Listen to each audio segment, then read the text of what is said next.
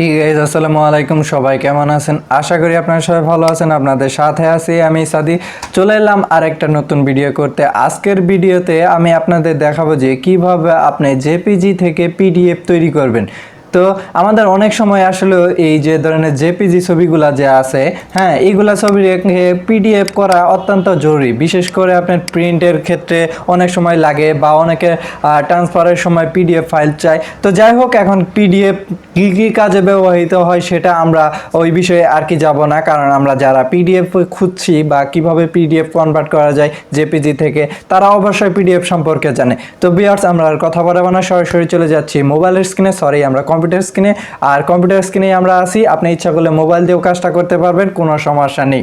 তো আমরা প্রথমে চলে যাচ্ছি যে কোনো ব্রাউজার। আপনি মোবাইল হলে মোবাইলের যে কোনো একটি ব্রাউজার সিলেক্ট করে নেবেন। তো সিলেক্ট করার পর আপনি এই যে এরকম যে গুগল সার্চ বা ইউআরএল, এইখানে আপনি লিখবেন জেপিজি টু পিডিএফ। তো এই জেপিজি টু পিডিএফ লিখে জাস্ট একটা সার্চ দিবেন। তো সার্চ দেওয়ার পর প্রথমে আপনার একটা ওয়েবসাইট আসবে, দেখতে পাচ্ছেন স্মল পিডিএফ। তো এই smallpdf.com এই ওয়েবসাইটে আপনি যাবেন। তো যাওয়ার পর এখানে আপনার কোনো সাইন আপ বা কিছু করার প্রয়োজন নেই।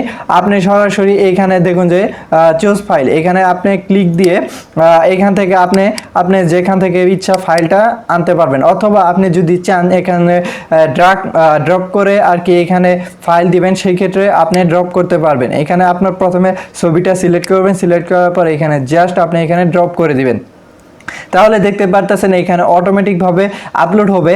আর এখানে আপনি কোন সাইজ দিতে চাইতেছেন সব কিছু এখানে দেওয়া আছে। আপনি যদি চান অটো, সেক্ষেত্রে অটো দিতে পারেন, লেটার দিতে পারেন, A4 সাইজ দিতে পারেন। তো আমি A4 সাইজ দিলাম। তারপরে এখান থেকে অটো আছে, আপনি পেজ কী ধরনের চাইতেছেন সেইভাবে আপনি সিলেক্ট করে দিবেন। এখানে দুই ধরনের পেজ আছে, আমি অটো দিয়ে রাখছি, অটোই আমার দরকার A4 সাইজের।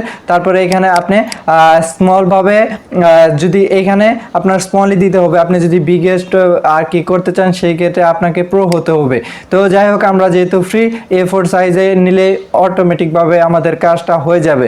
তো যাই হোক, এখন সিলেক্ট করা শেষে এখানে বেশি কিছু আর দেখার নাই। আর আপনি যদি চান যে এখানে ফাইল আরও অ্যাড করতে, সেই ক্ষেত্রে অ্যাড ফাইল এই অপশনে ক্লিক দিয়ে জাস্ট সেইভাবে এখানে ফাইল আপলোড করবেন, তাহলে হয়ে যাবে। তো এইভাবে আপনি যত ইচ্ছা তত এখানে আপলোড করতে পারবেন। তো ধরেন এটা আমাদের ফাইল কমপ্লিট। তারপরে এখানে এই যে দেখতে পারতেছেন কনভার্ট, সেই কনভার্ট অপশনে জাস্ট একটা দিব।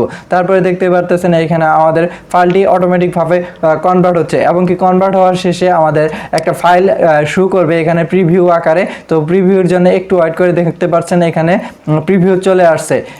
এখন আপনি চাইলে এটাকে ডাউনলোড করতে পারবেন। তার জন্য এই যে ডাউনলোড অপশন যে আছে, সেই ডাউনলোড অপশনে জাস্ট একটা ক্লিক দিবেন, অথবা যদি আপনি শেয়ার করতে চান সেই ক্ষেত্রে শেয়ার করবেন। তো আমি ডাউনলোড করে আপনাদের দেখে দিচ্ছি যে আসলে পিডিএফটা কাজ করছে কিনা।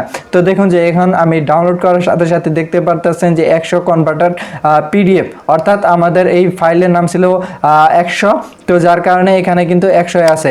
তো আমরা যদি ফাইলটা ওপেন করি, দেখতে পারতেছেন যে এখানে পিডিএফ আকারে ভিউ হচ্ছে, দেখতে পাচ্ছেন পিডিএফ। এখন আমি যদি প্রিন্টের কাজ করতে যাই, সেক্ষেত্রে এখানে যদি আমি প্রিন্ট দিই, সেক্ষেত্রে কিন্তু অটোমেটিকভাবে আমাদের ফাইলটি প্রিন্ট হয়ে যাবে একদম সাইজ মতো। তো এইখানে যে সাইজটা আছে সেটা A4 সাইজ, আপনি চাইলে যে কোনো সাইজ এখানে কিন্তু কনভার্ট করতে পারবেন। তো ভিউয়ার্স, ভিডিওটি কেমন লাগলো সেটা জানাতে ভুলবেন না। অবশ্যই ভিডিওতে like, comment, share and subscribe তো অবশ্যই করবেন। তো ভিউয়ার্স, দেখা হবে খুব শীঘ্রই। ভালো থাকবেন, সুস্থ থাকবেন। Tata, bye bye.